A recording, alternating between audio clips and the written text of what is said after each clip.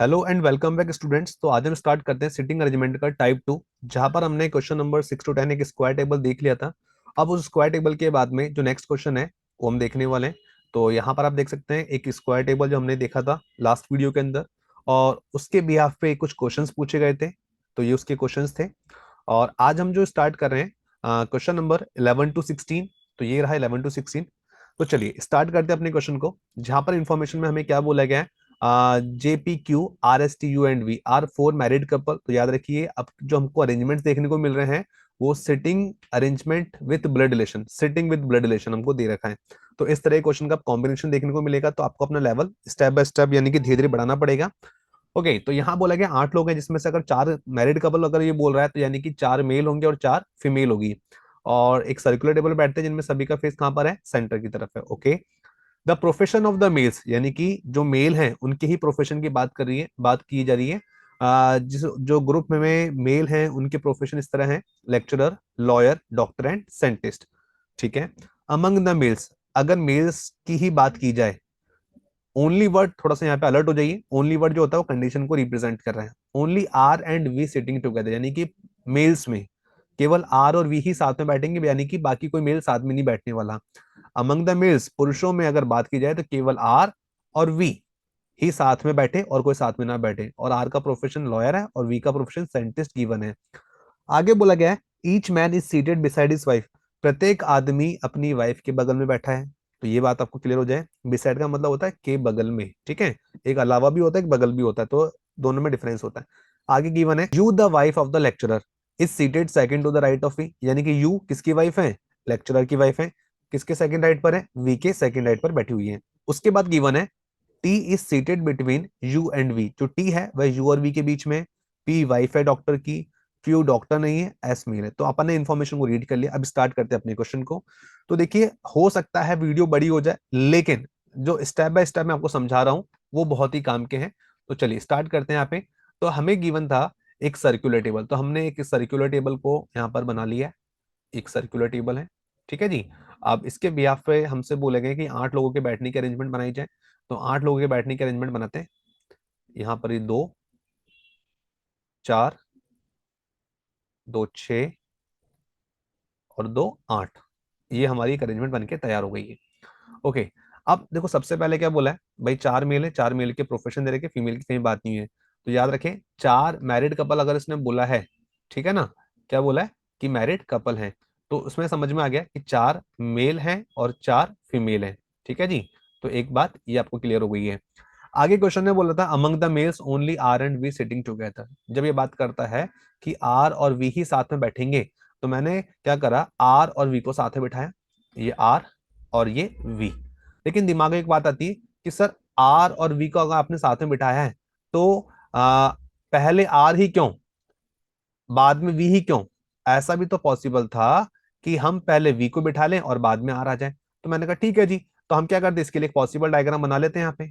ये मैंने एक पॉसिबल डायग्राम बनाया है, तो यहाँ पर आपको देखते समझ में आ जाएगा। तो मैं यहाँ पर एक बार वी को पहले बिठा लेता हूँ और दूसरे में आर को बिठा लेता हूँ। मुझे नहीं लगता कि इसके अलावा और कोई पॉसिबिलिटी बनेगी। ठीक है जी। आगे क्वेश्चन ने बोला था कि आर प्रोफेशन से एक लॉयर है। ठीक है, लिख लेते हैं, आर एक लॉयर है जी। और वी कौन, एक साइंटिस्ट यानी कि एक वैज्ञानिक है। ठीक है, तो ये हमने ड्रॉ कर लिया है। तो वी यहाँ पर कौन है, साइंटिस्ट है। ठीक है, शॉर्ट में लिख लेते हैं। और आर कौन है, एक लॉयर है। ये भी हमने लिख लिया है। ठीक है, यहां तक हम बैठ गए। याद रखिए इसने बोला अमंग द मेल्स ओनली, केवल आर और वी ही साथ में बैठेंगे, यानी कि और कोई मेल साथ में नहीं बैठेगा। आर और वी कौन है, एक मेल पर्सन है जिनकी बात हुई क्वेश्चन के अंदर। ठीक है, हमने पॉसिबल डायग्राम बनाया और देखा। फिर इसने बोला each man is seated beside his wife, प्रत्येक आदमी अपनी वाइफ के बगल में। इसका मतलब जो आर है इसकी पत्नी कहाँ आएगी, इधर आ जाएगी। और वी अगर मेल है तो उसकी वाइफ कहाँ आएगी, यहाँ आ जाएगी। यानी कि ये एक बैठने का अरेंजमेंट हो जाएगा कपल्स का। और यहाँ पर एक कपल है तो यहाँ पर एक कपल यहाँ बैठ जाएंगे, यहाँ पर एक कपल यहाँ बैठ जाएंगे। और इनके हिसाब से अगर ये वी है तो वी की वाइफ यहाँ पर आ जाएगी इस प्लेस पर। ये आर मेल तो इसकी वाइफ को इस प्लेस पर आना चाहिए। एक कपल यहाँ बैठ जाएगा और एक कपल यहाँ बैठ जाएगा। चीजें क्लियर हो रही है आपको? चलो जी आगे बढ़ते हैं यहाँ से। तो क्वेश्चन ने हमें क्या बोला है कि ई ओनली आर एंड वी, यानी केवल आर और वी ही साथ में बैठेंगे। ठीक है, each man is seated beside his wife, प्रत्येक आदमी अपनी वाइफ के बगल में बैठा है। U the wife of lecturer, यहां मैं लिख देता हूँ यू, जो वाइफ यानी कि फीमेल है, और किसकी वाइफ है, लेक्चरर की वाइफ है। ठीक है जी, यू जो है वाइफ है किसकी, लेक्चरर की वाइफ है। Is seated second to the right of V, ये इज बोला गया यू के लिए, यानी कि जो यू है ना वो वी के सेकंड राइट पर है। तो वी का first right, second right, here is the you. और वी पता हमको कौन है, मेल है, और यू कौन है यहाँ पे, वाइफ है यानी कि फीमेल है। तो वी के सेकंड राइट पर यू को बैठना है, तो वी का first right, second right, here is the place for you. और यू किसकी वाइफ है, लेक्चरर की, तो यानी यहाँ पे यू है, तो इसका हस्बैंड कहाँ आएगा, यहाँ पर आ जाएगा। और उसके हस्बैंड का प्रोफेशन हमको ऑलरेडी गिवन है, वो कौन है, बाय प्रोफेशन एक लेक्चर आ रहे हैं, यानी ये मेल पर्सन का प्लेस है, जिसका नाम पता करना बाकी है। सेकंड स्ट्रक्चर में देख के समझ में आ गया कि ये वाला डायग्राम एलिमिनेट हो गया, गलत हो गया, बाहर हो गया। क्यों हो गया, क्योंकि जब क्वेश्चन ने बोला था यू वाइफ है लेक्चरर की, और यू को सेकंड राइट बैठना वी के, तो ये वी का फर्स्ट राइट, सेकंड राइट, तो यहाँ पर यू आ जाए। और यू किसकी वाइफ है, लेक्चरर की। तो यहाँ पर तो हम क्या देख पा रहे हैं, यहाँ पे तो आर जो कि लॉयर है, आर की पत्नी को बैठना था, आर की वाइफ को बैठना था, जबकि यहाँ पर लेक्चरर की वाइफ कैसे आ सकती है, समझ रहे हो बात को। तो ये तो लेक्चरर की वाइफ है, तो यानी कि लेक्चरर को यहाँ होना चाहिए इस हिसाब से, लेकिन क्वेश्चन तो बोले यहाँ पे लेक्चरर नहीं है, यहाँ पे तो लॉयर है। तो ये इन्फॉर्मेशन क्लैश हो गया। तो इससे हमको एक बात समझ में आ गई कि स्टार्टिंग में हमने जब देख पढ़ा था केवल आर और वी साथ में बैठेंगे, तो आर पहले बैठेगा, वी बाद में बैठेगा। और हमने जो पॉसिबिलिटी बना के देखी थी कि वी ही पहले क्यों नहीं आ सकता, वी को बैठा के देखा, आर बाद में क्यों नहीं आ सकता, तो ये बैठा के देखा, तो समझ में आ गया वो आर वी ऐसे बैठेंगे ना कि ऐसे बैठेंगे। तो चीजें आपको समझ में आ गई होगी कि सर अगर केवल आर और वी ही बैठाते तो आपके दिमाग में आ सकता था कि सर पहले आर क्यों बाद में वी क्यों, ऐसा क्यों नहीं, वी पहले बाद में आर। तो मैंने आपको पॉसिबिलिटी पे समझा दी। उम्मीद है आपको इतनी बात समझ में आ गई होगी। चलिए यहां से आगे बढ़ते हैं और इस स्ट्रक्चर को मैं हटा देता हूँ, इसका काम खत्म। और यहां से ये लाइन को भी हमने यूटिलाइज कर लिया, तो इसका काम भी खत्म, इसको बैठा लेते हैं।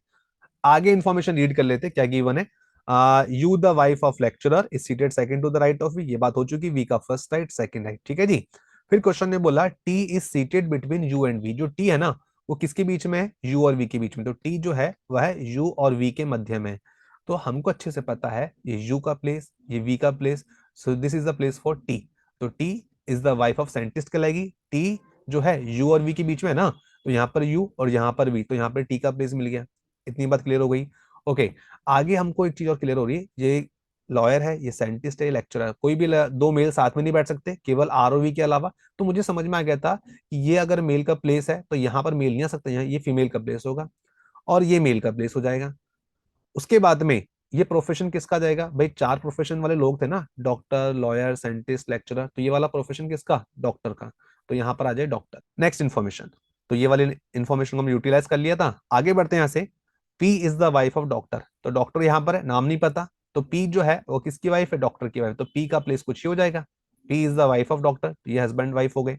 आगे बोला गया Q is not the doctor, तो ये देखो बहुत इंपॉर्टेंट लाइन है, इसको मैं और बड़े तरीके से भी अच्छी तरीके से एक्सप्लेन कर सकता था, तो लेकिन मैं आपको शॉर्ट में बताना चाहूंगा कि जब ये बोलता है कि क्यू डॉक्टर नहीं है, इसका मतलब ये कहना चाह रहा है कि क्यू का प्रोफेशन डॉक्टर नहीं है, क्यू डॉक्टर को रिप्रेजेंट नहीं करता। इसका मतलब ये हो जाता है कि क्यू किसी दूसरे प्रोफेशन को रिप्रेजेंट करने वाला है, ठीक है। तो वैसे मैंने क्लास में बताया था, अगर सपोज करो मैंने बोला ये ए है और ये बी है, और मैं कहता हूं कि B is the father of A, ठीक है, और क्वेश्चन ने बोल दिया कि ए बेटा नहीं है बी का, ए बेटा नहीं है बी का, इसका मतलब क्या हो जाएगा, ए को बेटी होना पड़ेगा, ठीक है। उसी तरीके से क्यू अगर डॉक्टर नहीं है तो क्यू रिप्रेजेंट हो रहा है किसी प्रोफेशन को रिप्रेजेंट कर रहा है, लेकिन उसका प्रोफेशन डॉक्टर नहीं है, इसका मतलब उसका प्रोफेशन कोई दूसरा है। और वो दूसरा प्रोफेशन कौन सा बच जाएगा, अगर क्यू डॉक्टर नहीं है इसका मतलब क्यू का प्रोफेशन हो जाएगा लेक्चरर। तो यहां से आपको चीजें क्लियर हो, समझ में आए। इसके ऊपर मैंने एक अलग से वीडियो बना रखा है इस टाइप के क्वेश्चन को समझने के लिए, ताकि आपको समझ में आ जाए। तो चलिए ये वाली बात क्लियर हो गई ना आपको, तो यहां से मैं इस वाली बात को हटा लेता हूं ताकि चीजें आपको क्लियर हो जाए। और नेक्स्ट इन्फॉर्मेशन को हमने रीड किया, तो क्या लिखा हुआ है, अगली इंफॉर्मेशन में लिखा हुआ है क्यू डॉक्टर नहीं एस मेल है।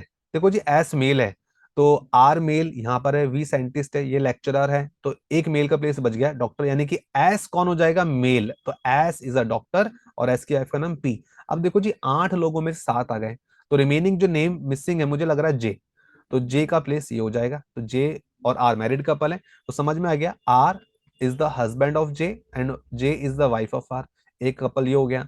उसके बाद वी और टी मैरिड कपल है, वी पति है टी का, यानी कि V is the husband of T and T is the wife of we.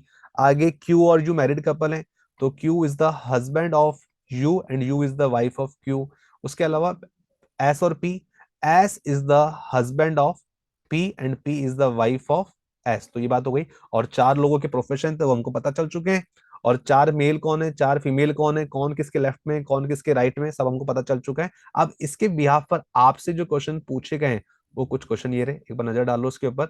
इस तरीके के क्वेश्चन आएंगे। इस स्ट्रक्चर को मैं यहाँ पे लेकर आता हूँ ताकि चीज आपको इजीली समझ आ जाए। और जो एक्स्ट्रा इन्फॉर्मेशन उसको हम हटा लेते हैं यहाँ से। तो अब एग्जामिनर, अगर आपको ये चीजें आती होगी तो आप इजीली इनको बना पाएंगे। तो मैं इसको उठा करके यहाँ पर लेकर आ गया साइड में। ये लीजिए।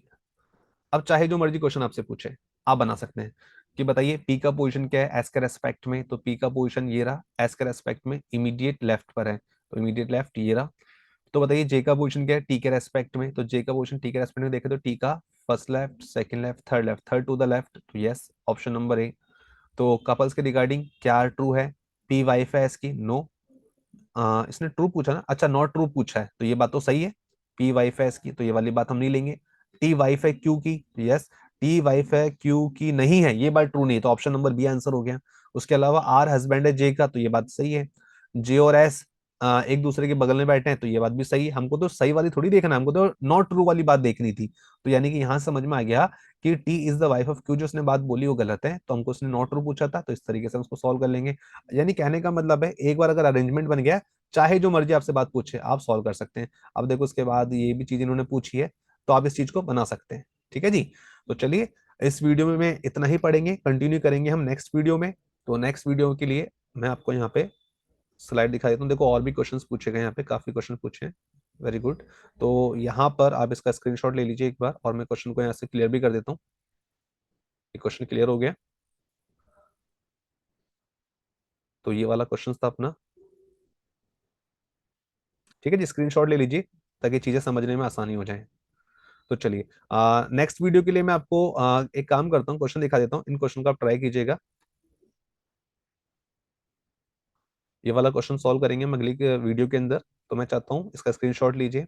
अगली क्लास में जब भी हम आए, वीडियो में आए, तो आपका सॉल्व होना चाहिए। आप देखें कि भले ही आपका क्वेश्चन सॉल्व हो चुका है, लेकिन आपको समझ में आना चाहिए अप्रोच सर ने क्या यूज किया और हमने क्या अप्रोच यूज में किया, हमको कितना टाइम लगा, सर को कितना टाइम लगा।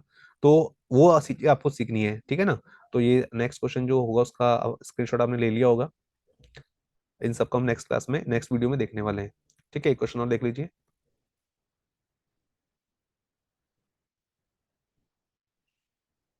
चलिए, तो इस वीडियो में फिलहाल के लिए इतना ही। कंटिन्यू करेंगे हम नेक्स्ट वीडियो में।